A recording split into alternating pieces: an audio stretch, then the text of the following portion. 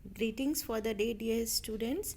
Today I'll take the second lecture on carbohydrates, that is monosaccharides. आज मैं carbohydrates के topic के अंतर्गत आपको मोनोसैकेराइड्स के बारे में जानकारी दूंगी। मोनोसैकेराइड्स ये सरल शर्करा हैं, इनका जल अपघटन नहीं होता। These are the simplest sugars which can not be further hydrolysed. Carbonyl group की प्रकृति के आधार पर ये दो प्रकार के होते हैं। इनमें जो कार्बोनिल समूह प्रेजेंट होता है इसके आधार पर ये दो प्रकार के हो सकते हैं। नंबर 1 एल्डोजेस, अर्थात इनमें जो कार्बोनिल ग्रुप है वो एल्डिहाइडिक नेचर का होगा, अर्थात ये पॉलीहाइड्रोक्सी एल्डिहाइड होंगे। मॉलिक्यूल में जो प्रेजेंट कार्बन परमाणुओं की संख्या है उसके आधार पर इन्हें ट्रायोज, टेट्रोज आदि कहा जाता है, जैसा कि मैंने पिछले लेक्चर में आपको बताया था। यदि इसमें 3 कार्बन एटम है और एल्डिहाइडिक समूह है तो ये क्या कहलाएगा? एल्डोट्रायोज। इसी प्रकार से 4 कार्बन वाला एल्डोटेट्रोज, 5 कार्बन वाला एल्डोपेंटोज, 6 कार्बन वाला एल्डोहेक्सोज और इसी प्रकार से एल्डो वर्ड लगाते हुए हम कार्बन की संख्या के आधार पर हम इनका नामकरण करते हैं। इसी प्रकार से कीटोजेस होते हैं। इनमें कार्बोनिल ग्रुप जो है उसकी नेचर कीटोनिक होती है, अर्थात ये पॉलीहाइड्रोक्सी कीटोन होते हैं। एल्डोज की ही तरह से कीटोन में भी कार्बन परमाणुओं की संख्या के आधार पर कीटोट्रायोज, कीटोटेट्रोज, कीटोपेंटोज आदि हम नाम देते हैं। अब हम कुछ मोनोसैकेराइड्स के बारे में जानकारी प्राप्त करेंगे। सबसे पहले जो आपके सिलेबस के अंदर है वो ग्लूकोज या और फ्रक्टोज हैं, अर्थात एल्डोहेक्सोज और कीटोहेक्सोज का अध्ययन आप करेंगे। जो ग्लूकोज है उसको हम डेक्सट्रोज, ग्रेप शुगर या अंगूर शर्करा, रक्त शर्करा या ब्लड शुगर भी कहा जाता है, क्योंकि ये पके हुए अंगूर और हमारे ब्लड में पाया जाता है। यह मीठे फलों, शहद तथा डायबिटीज़ के रोगियों के यूरिन में भी मिलता है। प्रयोगशाला में इसको सुक्रोज के जल अपघटन से बनाया जाता है। सुक्रोज एक डाइसैकेराइड है, मैंने पहले भी बताया था। इसका यदि हम हाइड्रोलिसिस करें in presence of dilute acid, तनु अम्लों की उपस्थिति में, तो हमको एक अणु ग्लूकोज और एक अणु फ्रक्टोज का प्राप्त होता है। तो प्रयोगशाला में यदि हमको ग्लूकोज प्राप्त करना है तो हम इसको सुक्रोज के हाइड्रोलिसिस के द्वारा प्राप्त करते हैं। ये फ्रक्टोज की तुलना में कम विलयशील होते हैं और इसी कारण से ये ठंडा करने पर ये सॉल्यूशन से अलग हो जाता है। इसका कॉमर्शियल प्रोडक्शन, औद्योगिक उत्पादन स्टार्च से किया जाता है। स्टार्च का जल अपघटन करते हैं डाइल्यूट H2SO4 की उपस्थिति में 120 डिग्री सेंटीग्रेड पर 2.3 एटमॉस्फेरिक प्रेशर पर, तो हमको ग्लूकोज प्राप्त होता है। फ्रक्टोज जो है वो मीठे फलों के रस में पाया जाता है, अतः इसे फल शर्करा या फ्रूट शुगर भी कहते हैं। ग्लूकोज के साथ यह शहद में भी पाया जाता है और संयुक्त अवस्था में सुक्रोज और इनुलिन में भी पाया जाता है। ये सफ़ेद क्रिस्टलीय पदार्थ होता है। It is a white crystalline solid जो कि अपघटन के साथ 102 डिग्री सेंटीग्रेड पर मेल्ट हो जाता है। यह स्वाद में बहुत मीठा व जल में अत्यंत घुलनशील और ऑर्गेनिक सॉल्वेंट्स, कार्बनिक विलायकों में इनसॉल्युबल होता है। डहेलिया की जड़ों से प्राप्त इनुलिन का जल अपघटन करने पर इसको हम प्राप्त कर सकते हैं। फ्रक्टोज की मिठास सभी शुगर्स में सबसे अधिक होती है। ग्लूकोज एक एल्डोहेक्सोज होता है जिसमें एक एल्डिहाइडिक और 5 हाइड्रोक्सिल समूह होते हैं। एल्डिहाइडिक समूह होने के कारण ये HCN के साथ साइनोहाइड्रिन बनाता है। रिडक्शन करने पर अंत में एनहेक्सेन और ऑक्सीडेशन करने पर क्रमशः ग्लूकोनिक एसिड और सैकेरिक एसिड बनाता है। और 5 हाइड्रोक्सिल समूह के कारण ये पेंटा एसिटाइल डेरिवेटिव बनाता है। इसकी इन सभी क्रियाओं को हम इन रिएक्शंस के माध्यम से लिख सकते हैं। सेंटर में एक जो ब्लॉक के अंदर बंद है वो ग्लूकोज का एक मॉलिक्यूल है।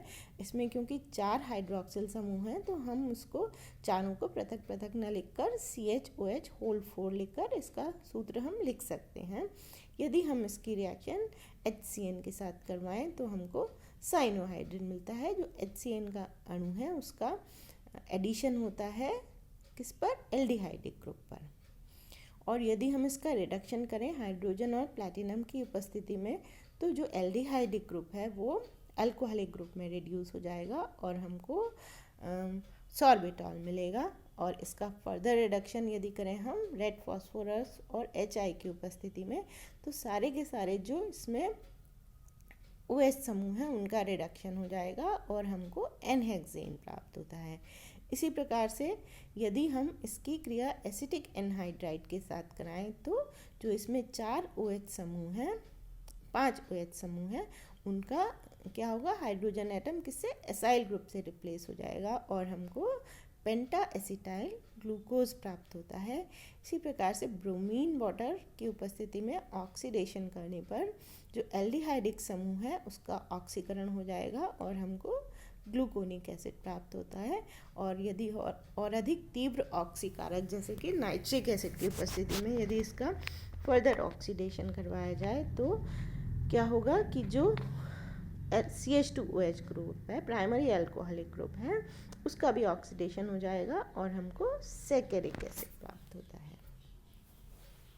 ग्लूकोज के विपरीत फ्रक्टोज क्या है, एक कीटोहेक्सोज है जिसमें सेकेंडरी कार्बन परमाणु पर एक कीटोनिक समूह है, जबकि शेष 5 कार्बन एटम्स पर हाइड्रोक्सिल ग्रुप्स हैं।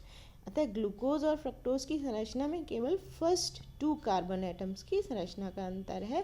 इस कारण ग्लूकोज तथा फ्रक्टोज दोनों यौगिक फेनिलहाइड्राजीन से क्रिया करके ओसाजोन का निर्माण करते हैं, क्योंकि फेनिलहाइड्राजीन की क्रिया प्रथम 2 कार्बन परमाणुओं पर होती है। तो इन दो पर यदि हम फेनिलहाइड्राजीन की क्रिया करवाएं तो सेम ओसाजोन मिलता है। ग्लूकोज को फेनिलहाइड्राजोन से क्रिया कराई तो इस रिएक्शन में हम देख रहे हैं कि ओसाजोन मिला और सेम ओसाजोन फ्रक्टोज के साथ फेनिलहाइड्राजीन की क्रिया करवाने पर भी प्राप्त होता है। अब हम देखेंगे कि ओसाजोन निर्माण की क्रियाविधि क्या है। ग्लूकोज फेनिलहाइड्राजीन के साथ बहुत ही महत्वपूर्ण अभिक्रिया देता है, जिसमें ग्लूकोज का एक अणु फेनिलहाइड्राजीन के 3 अणुओं के साथ मिलकर ग्लूकोसाजोन का निर्माण करता है। पहले माना जाता था कि यह अभिक्रिया जो है वो ये नीचे दिए गए स्टेप्स में संपन्न होती है। पहले क्या माना जाता था कि जो एल्डिहाइडिक समूह है उस पर फेनिलहाइड्राजीन के साथ क्रिया का एडिशन होगा और जल का एक अणु निकल जाता है। उसके बाद में सेकेंड स्टेप में क्या होता है, सेकेंड मॉलिक्यूल ऑफ फेनिलहाइड्राजीन के साथ क्रिया होने पर एक अमोनिया का मॉलिक्यूल निकलता है और एनिलीन निकलती है और अंत में फेनिलहाइड्राजीन के एक और अणु के साथ क्रिया करके हमको ग्लूकोसाजोन मिल रहा है। यहाँ पर हमने ग्लूकोज के बाकी जो 4 एटम्स हैं उनको हमने R से रिप्रेजेंट कर दिया, क्योंकि शेष जो कार्बन एटम्स हैं वो क्रिया में कोई भाग नहीं ले रहे हैं। इस रिएक्शन से यह निष्कर्ष निकलता है कि यहाँ पर फेनिलहाइड्राजीन एक ऑक्सीकारक की तरह व्यवहार कर रहा है, जब जिससे कि CHOH समूह COO समूह में ऑक्सीकृत होता है। वस्तुतः ऐसा होता नहीं है। फेनिलहाइड्राजीन एक स्ट्रॉन्ग रिड्यूसिंग एजेंट है जो कि ऑक्सीकारक की भांति व्यवहार नहीं कर सकता। अतः वेगेन ने इसका दूसरी विधि समझाई, जिसको बाद में शेमयाकिन द्वारा समर्थन किया गया। यहाँ पर हम जो विभिन्न पद हैं इसके रिएक्शन के वो इस रिएक्शन सीक्वेंस में देख रहे हैं। पहले फेनिलहाइड्राजीन के साथ क्रिया होकर जल का एक अणु निकलता है, फिर उसमें क्या होता है कि विभिन्न इलेक्ट्रॉनिक शिफ्ट्स होते हैं और हमको एक साइक्लिक प्रोडक्ट मिलता है जो अन्य स्टेप से गुजरते हुए अंत में हमको ग्लूकोसाजोन देता है। इस रिएक्शन में मॉलिक्यूल का अगला CHOH समूह भाग नहीं ले पाता, क्योंकि ओसाजोन की संरचना में कीलेशन हो जाता है, अर्थात हाइड्रोजन बॉन्ड द्वारा साइक्लिक स्ट्रक्चर बनने के कारण यह स्थायी हो जाती है। जहाँ जैसा कि हम यहाँ पर देख रहे हैं कि क्या होता है, यहाँ पर नाइट्रोजन के 2 जो एटम्स हैं उनके बीच में एक हाइड्रोजन बॉन्ड बन रहा है। ग्लूकोज और फ्रक्टोज एक ही प्रकार का ओसाजोन बनाते हैं जो कि ऑरेंज कलर के क्रिस्टलीय ठोस के रूप में होता है और इसका मेल्टिंग पॉइंट 206 डिग्री सेंटीग्रेड होता है। अब हम देखेंगे कि ग्लूकोज और फ्रक्टोज का आपस में अंतर परिवर्तन या interconversion of glucose and fructose. सबसे पहले हम देखेंगे कि ग्लूकोज का फ्रक्टोज में परिवर्तन, conversion of glucose into fructose. Glucose से फ्रक्टोज बनाने के लिए पहले ग्लूकोज का ओसाजोन बना लिया जाता है। यह ओसाजोन डाइल्यूट HCl से जल अपघटित होकर ग्लूकोसोन बनाता है, जो जिंक और एसिटिक एसिड के साथ रिड्यूस होकर फ्रक्टोज बना लेता है। इन रिएक्शंस को हम देख सकते हैं। इस प्रकार यहाँ पर हम देख रहे हैं कि जैसा अभी हमने अध्ययन किया, 3 मॉलिक्यूल्स ऑफ फिनाइल हाइड्रोजिन के साथ क्रिया करके प्रथम 2 कार्बन एटम्स पर अभिक्रिया होगी और एक ओसाजोन प्राप्त हो गया। इसको यदि हम डाइल्यूट HCl के साथ उबालें तो क्या होगा, जल अपघटन हो जाएगा और हमको क्या मिलेगा, ग्लूकोसोन मिलेगा, जो कि रिडक्शन करने पर क्या होगा कि जो एल्डिहाइडिक समूह है उसका जिंक और एसिटिक एसिड की उपस्थिति में या सोडियम अमलगम और वाटर की उपस्थिति में CHO ग्रुप का एल्कोहलिक ग्रुप में रिडक्शन हो जाएगा और हमको फ्रक्टोज प्राप्त हो जाएगा। अब सेकेंड इंटरचेंज है फ्रक्टोज का ग्लूकोज में परिवर्तन, conversion of fructose into glucose. Fructose से ग्लूकोज बनाने के लिए सबसे पहले फ्रक्टोज का रिडक्शन करवाया जाता है, जिससे 2 आइसोमेरिक पॉलीहाइड्रोक्सी अल्कोहल्स का निर्माण होता है। इन अल्कोहल्स को जब ऑक्सीडाइज करवाया जाता है तो ग्लूकोनिक एसिड और मेलोनिक एसिड प्राप्त होते हैं। मेलोनिक एसिड को पिरिडीन के साथ गर्म करके एपीमेराइजेशन द्वारा ग्लूकोनिक एसिड में परिवर्तित कर लिया जाता है। बने हुए ग्लूकोनिक एसिड का गामा लैक्टोन बनाकर रिडक्शन किया जाता है तो ग्लूकोज प्राप्त होता है। इनको हम इन रिएक्शंस में देख सकते हैं। सबसे पहले हमने क्या किया, फ्रक्टोज का रिडक्शन किया हाइड्रोजन और निकल की उपस्थिति में, तो हमको क्या मिला, एक नया एसिमेट्रिक कार्बन एटम बन गया C2 पर और हमको 2 आइसोमर्स प्राप्त हुए। एक में OH समूह क्या है, लेफ्ट हैंड साइड में है और दूसरे में राइट हैंड साइड में है, नए बने हुए एसिमेट्रिक कार्बन एटम पर। पहला वाला जिसमें लेफ्ट हैंड साइड में उसको मैनिटॉल और दूसरे वाले को सॉर्बिटॉल कहते हैं। अब यदि इसका ऑक्सीडेशन करवाया जाए तो हमको 2 एसिड्स प्राप्त होते हैं, मेनोनिक एसिड और ग्लूकोनिक एसिड। इनको यदि पिरिडीन की उपस्थिति में हीट किया जाए तो पूरा का पूरा मेनोनिक एसिड जो है वो ग्लूकोनिक एसिड में बदल जाता है। तो अब हमारे पास पिरिडीन की उपस्थिति में गर्म करने के पश्चात ग्लूकोनिक एसिड है। इसको यदि हम हीट करें तो क्या होगा, एक इंट्रामॉलिक्यूलर ऑक्साइड रिंग बन जाती है जिसमें जो कि गामा ऑक्साइड रिंग है और हमको एक लैक्टोन प्राप्त होता है और जल का एक अणु निकल जाता है। इसका रिडक्शन करने पर सोडियम अमलगम और HCl के साथ रिडक्शन किया जाए तो हमको क्या होगा, ये जो लैक्टोन रिंग है ये टूट जाएगी और C1 पर हमको CHO ग्रुप प्राप्त हो जाएगा और इस प्रकार से जो फ्रक्टोज है वो ग्लूकोज में बदल जाता है।